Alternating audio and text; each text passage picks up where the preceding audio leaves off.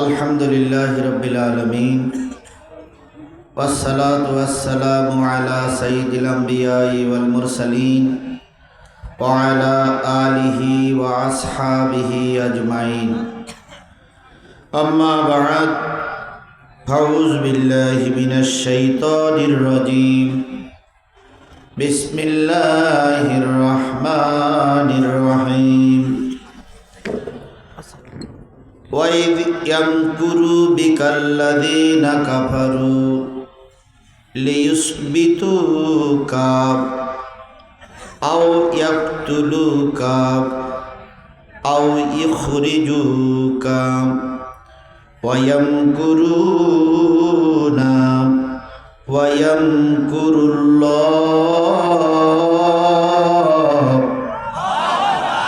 वल्लाहु खैरुल माकिरीन।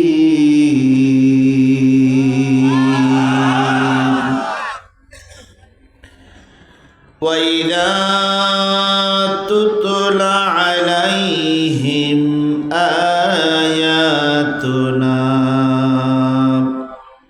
क़ालू क़द समिअना लौ नशाअु लकुल्ना मिस्ल हाज़ा इन हाज़ा इल्ला असातिरुल अव्वलीन।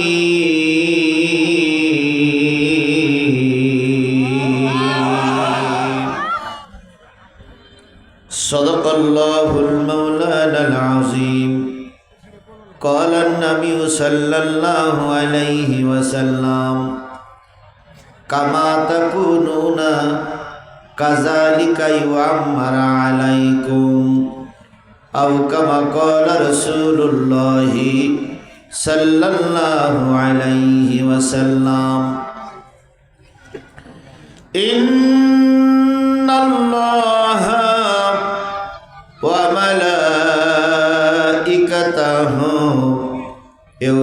युसल्लूना अलन नबी या अय्युहल्लज़ीना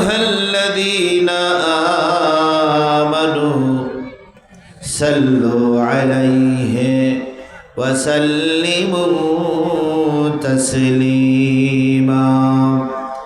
अल्लाहुम्मा सल्लि अला मुहम्मद व अला आलि मुहम्मद कमा सल्लैता अला इब्राहीम व अला आलि इब्राहीम इन्नका हमीदुम मजीद। अल्लाहुम्मा बारिक अला मुहम्मद व अला आलि मुहम्मद कमा बारकता अला इब्राहीम व अला आलि इब्राहीम इन्नका हमीदुम मजीद। ला इलाहा ला इलाहा ला इलाहा ला इलाहा इल्लल्लाह मुहम्मदुर रसूलुल्लाह। ला इलाहा ला इलाहा ला इलाहा इल्लल्लाह मुहम्मदुर। সকলে জবান খুলে একসাথে এক বাক্যে বলছি সাল্লাল্লাহু আলাইহি ওয়াসাল্লাম।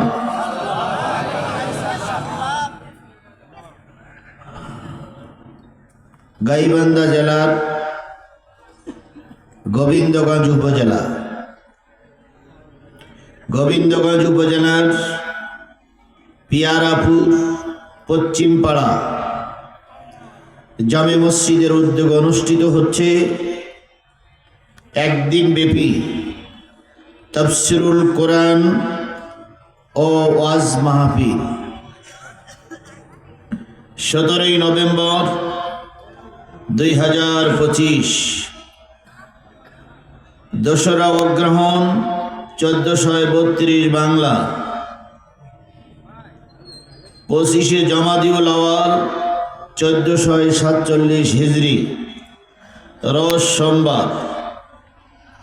আজকের এই তাফসিরুল কোরআন মাহফিলের শ্রদ্ধাভাজন স্বনামধন্য সম্মানিত সভাপতি জনাব মোহাম্মদ আনিসুর রহমান, অধ্যক্ষ, Piyarapur IGM school and college. আজকের এই মাহফিলের সহসভাপতি হযরত মাওলানা আব্দুল্লাহ সালমান জুয়েল। আজকের মাহফিলের সম্মানিত প্রধান অতিথি, বিশিষ্ট আলেমে দ্বীন, বিশিষ্ট ইসলামী চিন্তাবিদ হযরত মাওলানা মোহাম্মদ জাহাঙ্গীর কবির, অধ্যক্ষ আয়েজাবাদ মসজিদিয়া কামিল মাদ্রাসা ও চেয়ারম্যান 3 নম্বর শাখার ইউনিয়ন পরিষদ। সম্মানিত প্রধান মেহমানদ্বয় জনাব ডাক্তার মোহাম্মদ আব্দুর রহিম সরকার, বাংলাদেশ জামাত ইসলামী মনোনীত MP পদপ্রার্থী, 32 গাইবান্ধা 4 গোবিন্দগঞ্জ। অপরদিকে আছে জনাব মোহাম্মদ শামীম কায়সার লিঙ্কন। তিনি আসতে পারেননি, তিনি তার প্রতিনিধি পাঠিয়েছেন। সাবেক সংসদ সদস্য, 32 গাইবান্ধা 4 গোবিন্দগঞ্জ এবং বাংলাদেশ জাতীয়তাবাদী দল BNPর মনোনীত MP পদপ্রার্থী। বিশেষ অতিথিবৃন্দ, আমন্ত্রিত অতিথিবৃন্দ, দাওয়াতি অতিথিবৃন্দ, আমার সাথেই আছেন জয়পুরহাট থেকে আগত বাংলাদেশ জামাত ইসলামীর একজন অন্যতম নেতা, আপনাদের এই পাশের কৃতি সন্তান হযরত মাওলানা আব্দুর রহিম সাহেব সহ দাওয়াতি অতিথিবৃন্দ। আলোচনা করেছেন মাওলানা আব্দুস সালাম নাটুরি, মাওলানা মোহাম্মদ আনিসুর রহমান পিয়ারাপুরী সহ গর্বিত মায়ের গর্বিত সন্তান শ্রদ্ধেয় ওলামায়ে হযরত। এলাকার বিভিন্ন কুটির থেকে আগত দিনদার, পরেশগার, মুত্তাকি মুসলমান ভাই ও বন্ধুগণ, পদ্মায় অবস্থানরত শ্রদ্ধাশীলা মা ও বোনেরা, সবাইকে নিয়ে আবারও সালাম বিনিময় করছি। আশা করছি সালামের জবাবটা সবাই মিলে জোরে সোরে দিবেন। আসসালামু আলাইকুম ওয়া রাহমাতুল্লাহি ওয়া বারাকাতুহু।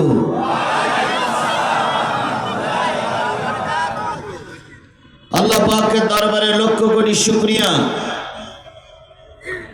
যিনি আপনাকে আমাকে দুনিয়ার সকল কাজকর্ম পিছনে ফেলে শুধুমাত্র কেবলমাত্র কোরআনের টানে একত্রিত হয়ে কোরআন শোনার, বোঝার, আলোচনা করার একটা পরিবেশ তৈরি করে আজকের এই মাহফিলে উপস্থিত হওয়ার তৌফিক যে আল্লাহ দান করলেন, আমরা সবাই মিলে সে আল্লাহর দরবারে শুকরগুজার হচ্ছি। কারোর জবান বন্ধ থাকবে না, সকলে মিলে বলছি আলহামদুলিল্লাহ। আরেকটু জোরে বলুন তো আলহামদুলিল্লাহ। কার শুকরিয়া আদায় করলাম? সারা জীবন যদি আল্লাহর শুকরিয়া আদায় করা যায়, শুকরিয়া আদায় করে শেষ করা যাবে? জোরে বলেন, শেষ করা যাবে? যাবে না। আজকের এই দিনটা আপনাদের কাছে কেমন লাগতেছে আমি জানি না, কিন্তু আমার কাছে ঈদের মতন আনন্দের দিন মনে হচ্ছে।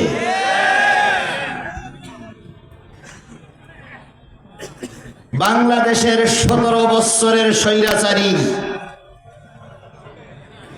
ফেরাউনির ছোট বোন, এদেশের সবচেয়ে ফ্যাসিস্ট স্বৈরাচারের জাতি আজকে ফাঁসির রায় শুনেছে।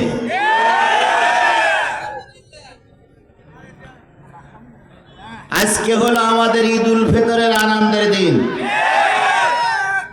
আর যেদিন শুনব বাংলার জমিনে আসার পরে ওনার ফাঁসির কাস্টে ঝুলানো হয়েছে, সেদিন হবে আমাদের ঈদুল আজহার আনন্দের দিন। আজকের এই সুখের দিনে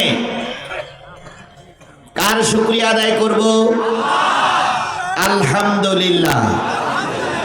আল্লাহ বলতেছেন, কুল লাউ কানাল বাহরু মিদাদান লিকালিমাতি রাব্বি লানাফিদাল বাহরু ক্বাবলা আন তানফাদা কালিমাতু রাব্বি ওয়ালাউ জিইনা বিমিসলিহি মাদাদা।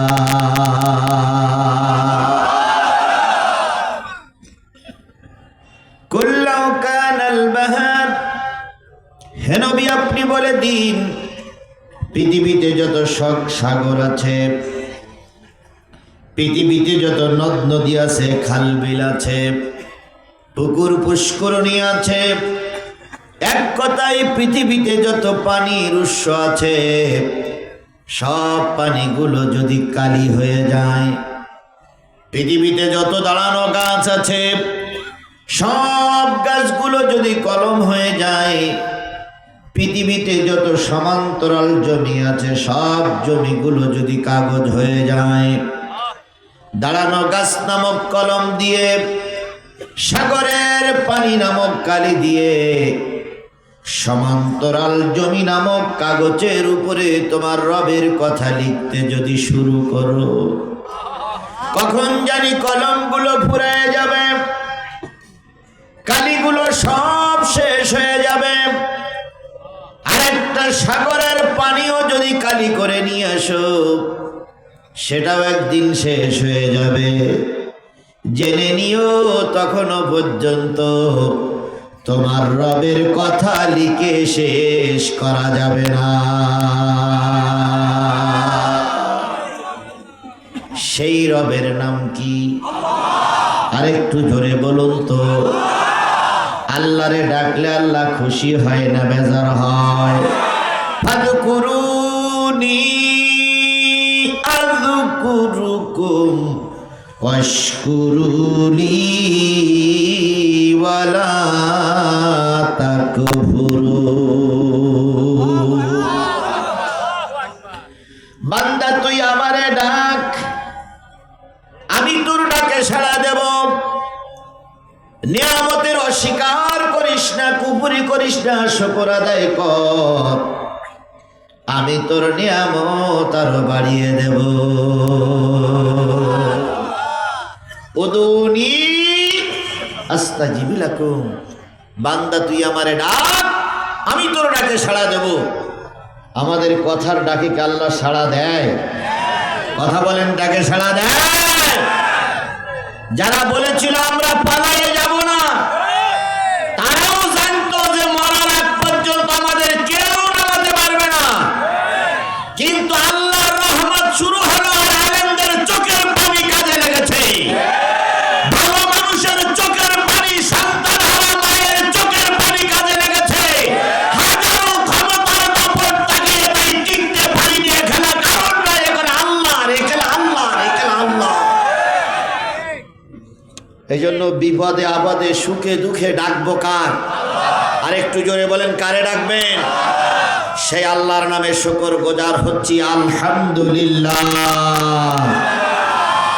সর্বকালের সর্বশ্রেষ্ঠ মহামানব, যিনি এসেছিলেন এই পৃথিবীতে সকলের জন্য রহমত হয়ে, সেই নবীর নামে দুরূদ আর সালাম সবাই মিলে বলছি সাল্লাল্লাহু আলাইহি ওয়াসাল্লাম রসুলের জন্মের আগ থেকে শুরু করে মৃত্যু পর্যন্ত এই 63টা বছরের ভিতরে রসুলের প্রায় সব কাজগুলো ছিল মুজিজার মতন, মুজিজা স্বরূপ।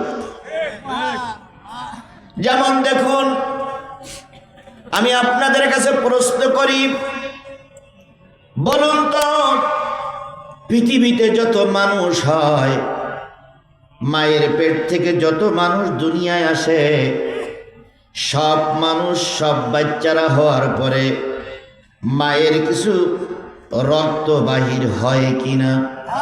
হয় না? কিন্তু আল্লাহর নবী এমন একজন মানুষ ছিলেন, এমন একজন মহামানব ছিলেন, নবীজি পৃথিবীতে এসেছেন। আমেনা বলেছেন, আমি লক্ষ্য করেছি নবীজি দুনিয়া আসার পরে এক ফোঁটা রক্ত আমার শরীর থেকে বাহির হয়নি। ডাক্তার সাহেব পাশে বসা, ডাক্তার সাহেব হয়তো বলবেন যে এটা সম্ভব নয়, কারণ এটা কি করে সম্ভব? কিন্তু এ মুজিজা কার? সন্তান যখন দুনিয়ায় আসে, মায়ের নারীর সঙ্গে সন্তানের নারীর নারীর সঙ্গে একটা কি থাকে? অ্যাডজাস্ট থাকে। এরপরে সন্তান দুনিয়া আসার পরে নারীটাকে ডেকে দিতে হয়, বাদ দিতে হয়।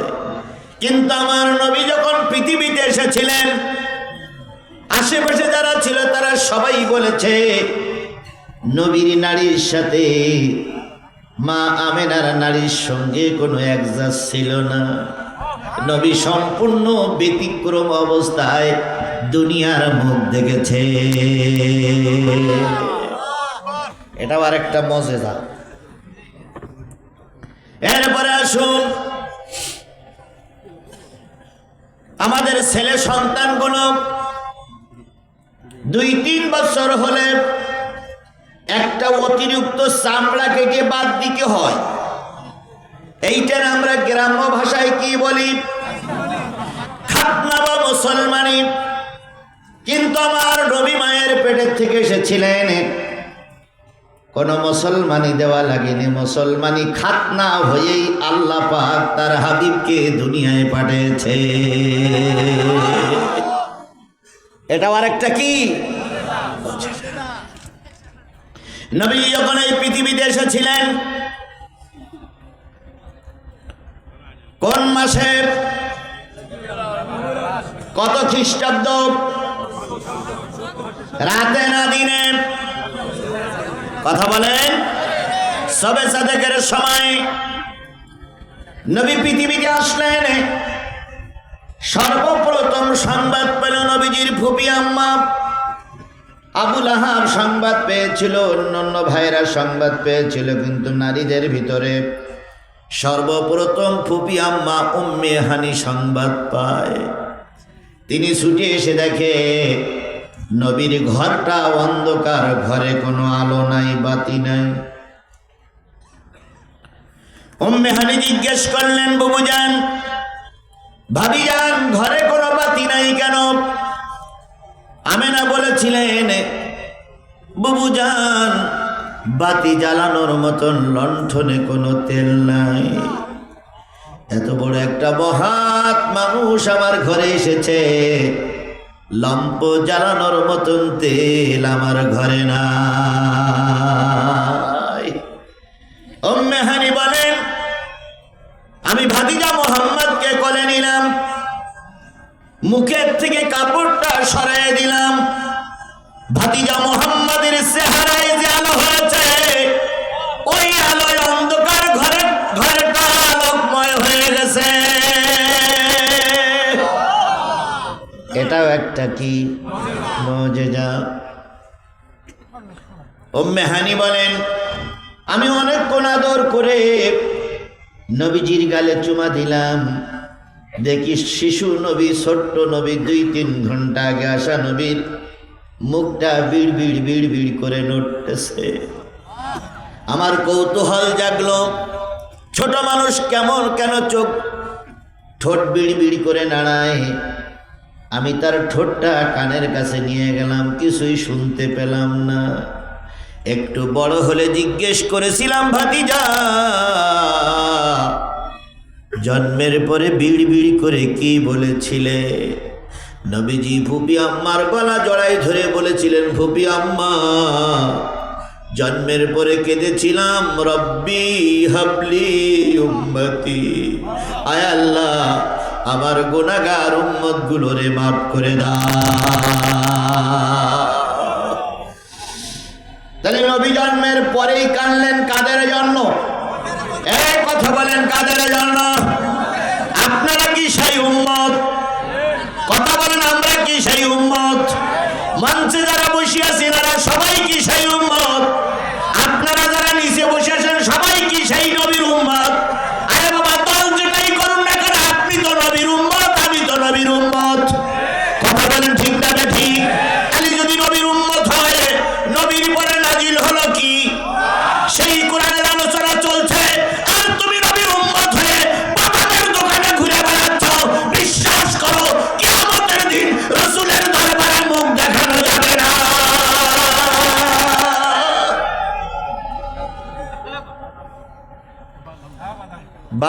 বাদামের দোকানে যে লোকগুলো আছে, ওরা যদি সবাই আসে এই কলেজের মাঠ ফুল হয়ে যাবে, কিন্তু ওরা অশ্বর্মে না, না নাগরদোলায় গোল খাচ্ছে, গোল খাচ্ছে, গোল খাচ্ছে। ওখান থেকে সটকে পড়ে যাবি, একবার ডাইরেক্ট জাহান্নামে যেয়ে পড়বি।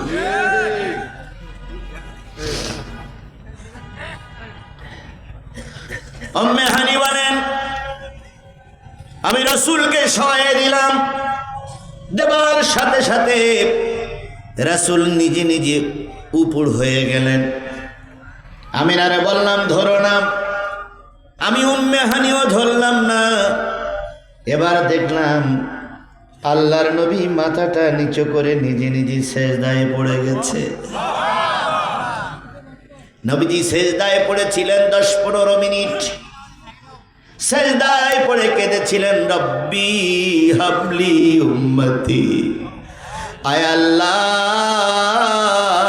শেষে আর কোনো নবী আসবে না, আমি হলাম শেষ নবী, আমার গুনাহগার উম্মত গুলোরে মাফ করে দাও। তাহলে নবী জন্মের পরে সেজদায় পড়ে কাঁদলেন কাদের জন্য? আমরা তো সেই উম্মত। কথা বলেন ঠিক না ঠিক? নবীজি পৃথিবীতে ছিলেন কত বছর? 63 বছর বয়সে আল্লাহ নবী বিদায় হয়ে গেলেন। কোন রোগে? কি রোগ হয়েছিলেন? জ্বর। জ্বরে আক্রান্ত হয়ে আল্লাহ নবী বিদায়ের পথে এক পর্যায়ে বিদায় হয়ে গেলেন। বলুন তো, যেদিন বিদায় হয়ে গেছিলেন সেদিন ছিল কি বার? সোমবার। আল্লাহ নবী সোমবারের দিন মৃত্যুবরণ করলেন। কবরে রাখা হলো কি বারের দিন? কি বার? বুধবারের দিন। বড় বড় আলেমরা আছেন, ভুল হলি লোকমা দিয়েন। সব যে আমি জানি তা না, শুধু জাতির জ্ঞাতার্থের জন্য বলতেছি। মারা গেলেন সোমবারে। কাফন দাফন হলো কি বারে? জোরে বলেন। মাঝখানে কয়দিন গেল? আল্লাহ নবী বলেছেন 3টি কাজ তাড়াতাড়ি করো। জানাজা উপস্থিত হলে জানাজা করে মাটি দাও, ছেলে মেয়ে বড় হলে বিয়ে দাও, খাওয়ার সামনে আসলে তাড়াতাড়ি সেরে নাও। নবীজি বলেছেন মৃত্যু ব্যক্তি সামনে আসলে তাড়াতাড়ি কবরস্থ করো। অথচ নবী 3 দিন শুয়ে আছে, কবরস্থ করা হচ্ছে না। নিঃসন্দেহ সাহাবীরা ভুল করেছিলেন। একজন বলে ঠিক, আর একজন বলে না। তাহলে কোনটা ঠিক? কোন জায়গায় সুবহানাল্লাহ আর কোন জায়গায় আলহামদুলিল্লাহ বলছে বুঝে শুনে বললেন, আন্দাজে বললেন না ভাই। এক বক্তা ওয়াজ করতে গেছে এক এলাকায়, তা যাওয়ার পরে কমিটির বলতেছে আমার কোনো বিষয় টিষয় আস নাই। তো কমিটি বলতে, না হুজুর, যেখান তো ওয়াজ করবেন ওটাই আপনার ওয়াজ। তো বক্তা বলতেছে যে মঞ্চে কোনো ভালো আলেম টালেম আছে না? কাছে না, কোনো আলেম নেই, আজকে মঞ্চে কোনো আলেম রাখিনি, আপনার ওয়াজই চলবে। হুজুর বলছে সুবহানাল্লাহ, কারণ মঞ্চে আলেম থাকলে ওয়াজ করার সমস্যা খুব। তো বলতেছে ঠিক আছে, মঞ্চে উঠে তাকাই টাকাই দেখলো কোনো আলেম নাই। এবার বলতেছে, ভাই আমি আজকে এমন একটা ওয়াজ করবো যা আপনার বাবার 14 গোষ্ঠীর আমলে কেউ কোনোদিন শুনিনি। তো জনগণ বলছে, কি ওয়াজ? কয় সাংঘাতিক ওয়াজ।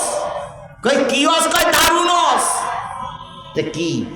বলতে আমি একবার আফ্রিকার জঙ্গলে গেছিলাম, যেয়ে দেখলাম এমন এক গাছ, যেই গাছের পাতা যদি পানিতে পড়ে সাথে সাথে কুমির হয়ে যায়। যারে পায় তারে খায়, যারে পায় তারে খায়, যারে পায় তারে খায়। শ্রোতা বলছে সুবহানাল্লাহ। তখন বক্তা বলছে আরেকটু বলি তারপরে উত্তর দিও।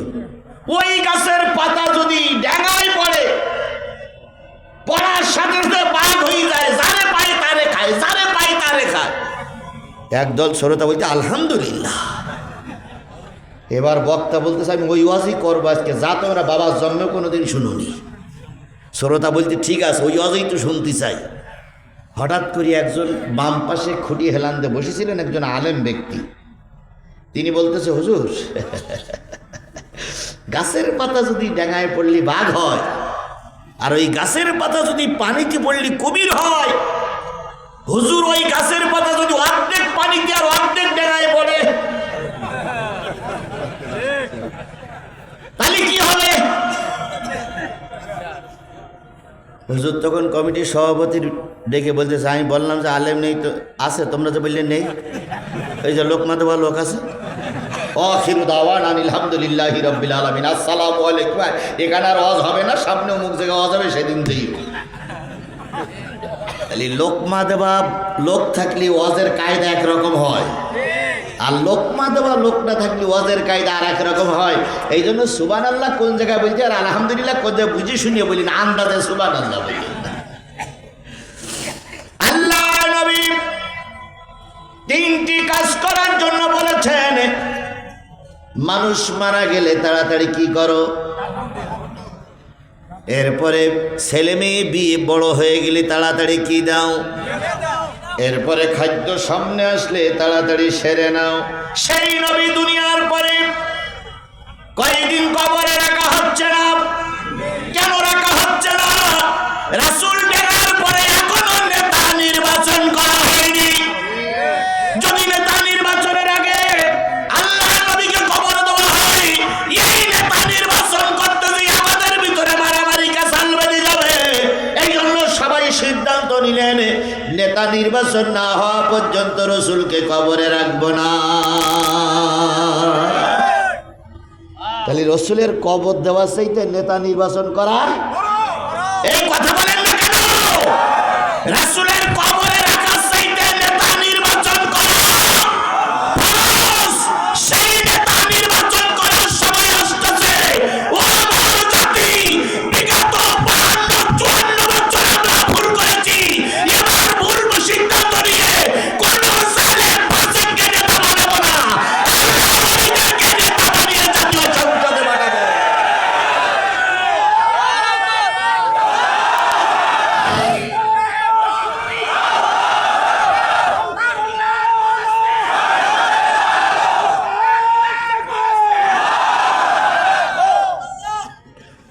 কারে বানাবেন ওটা আপনাদের ব্যাপার, আমি এখানকার ভোটার না, আর আমি ভোটে দাঁড়াবো বলে আমার মনে হয় না। ভোট দেবেন আপনারা, তবে এবার যদি ভুল সিদ্ধান্ত নেন আরো 100 বছর মারি খাওয়া লাগবে। 100 বছর আরো মারি খাওয়া লাগবে। সুতরাং আগের থেকে চিন্তা ভাবনা করে বলে কয়ে সিদ্ধান্ত নিতে হবে। কোন অবস্থায় ভুল সিদ্ধান্ত এবার নেওয়া যাবে না, যাবে যাবে।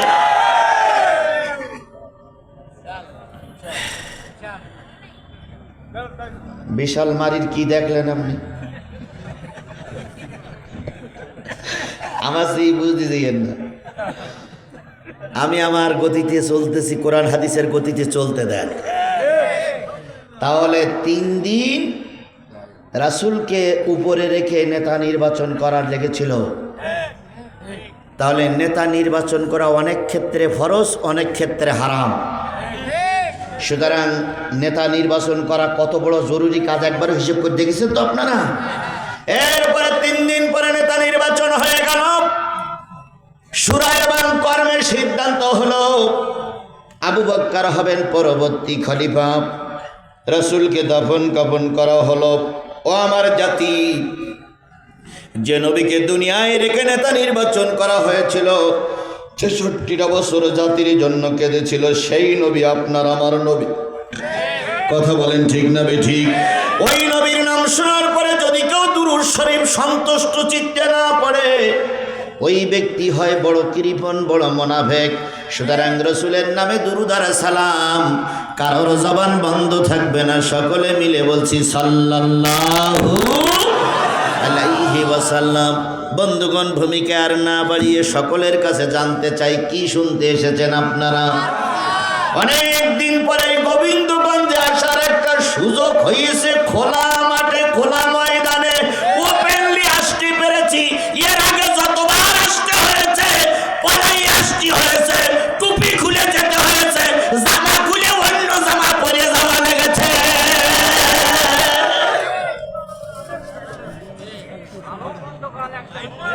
আলো বন্ধ করা লেগেছে। আব্দুর রহিম কই? তুমি আব্দুর রহিম কই? ও ভালো জানে।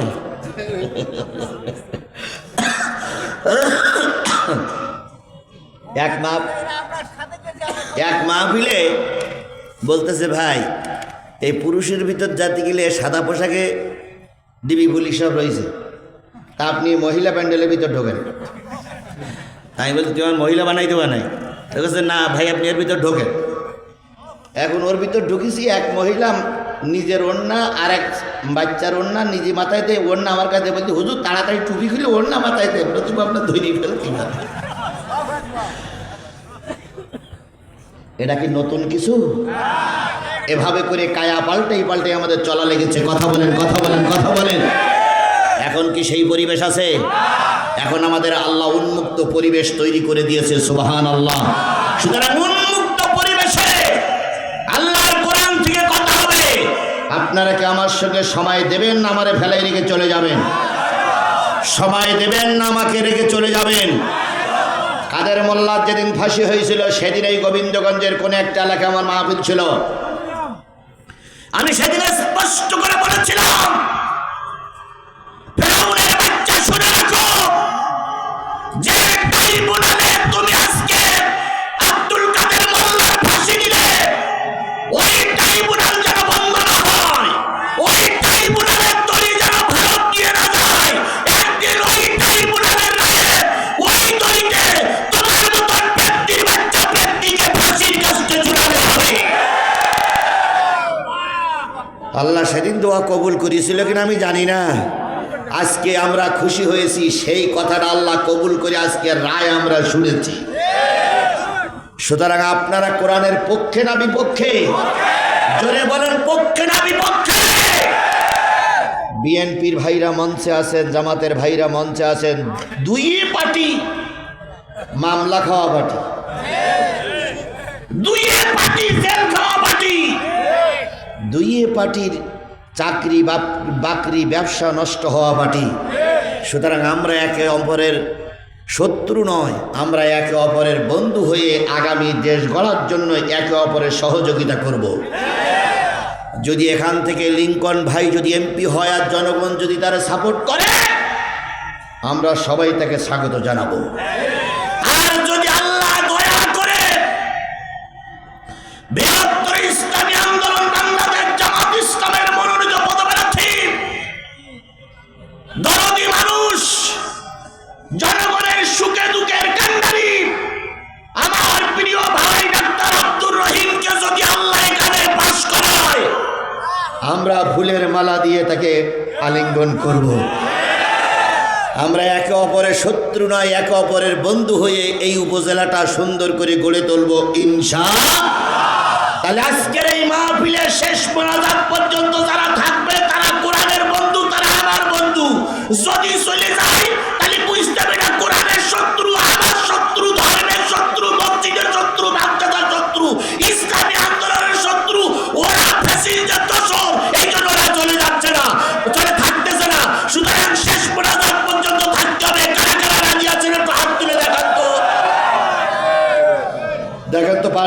পাশে কেটা কেটা হাত তুলিনি?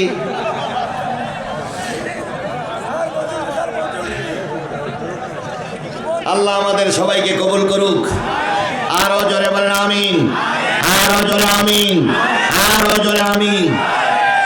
আজকে যে ঘটনা ঘটেছে ওই ঘটনাকে উল্লেখ করার মতন কোরআন শরীফের আয়াত নিয়ে আর হাদিস নিয়ে আপনাদের সামনে হাজির ইনশাআল্লাহ তাআলা। যে ঘটনা ঘটেছে ওই ঘটনা কোরআন শরীফে কিভাবে আছে সেটা আপনাদের সামনে তুলে ধরা হবে। শেষ মোনাজাত পর্যন্ত থাকবো ইনশাআল্লাহ। এত বড় একটা মাহফিল, খরচ হয়েছে প্রায় 2.5 লক্ষ 3 লক্ষ টাকা। কয় টাকা যে দেশেন আল্লাহই ভালো জানে। এখন আমি আপনাদের কাছে দাবি করছি, কর্তৃপক্ষ রিস্ক নিয়ে জিহাদি দাওয়াত করে একটা উদ্দেশ্য নিয়ে যে জিহাদি হুজুর আসলে আজ যাই হোক আমাদের লস হবে না। এখন এই মাহফিল করে যদি 1 লাখ টাকা লস থাকে তাহলে মসজিদের কাজ বন্ধ হবে।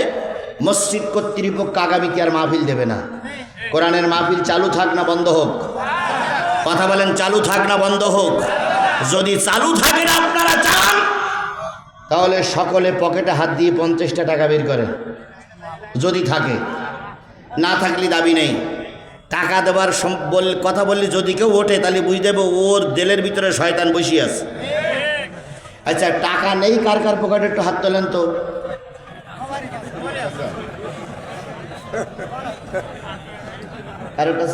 না, টাকা না থাকলে আপনার লজ্জায় ফেলাবো না, আমি টাকা দেব, তবু আপনার দান করা লাগবে। কোন ঘরে?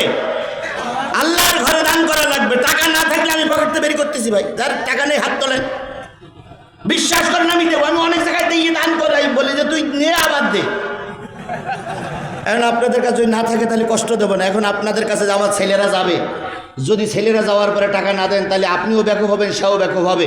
এই জন্য যদি না থাকে হাত তোলেন, এখনো সময় হাত তোলেন। এই খোকাটার কাছে, এই খোকা দিকে এদিকে বাবা, এদিকে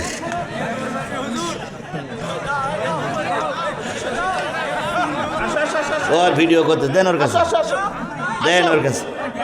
মাশাআল্লাহ, ওই টাকাটা রাখো, এবার যখন ব্যাগ যাবে ব্যাগে দেওয়া। আচ্ছা ঠিক আছে, হ্যাঁ দাঁড়ান দাঁড়ান, ওই স্যার পাকেন ওকে। আচ্ছা তাহলে সবার কাছে টাকা আছে না ভাই? আচ্ছা এবার আপনার পকেটে সামর্থ্যবান, আমি চাইছি 50, 100, 200, 500 দেবেন, অথবা 30, 40, 10, 5, 2 টাকা দেবেন।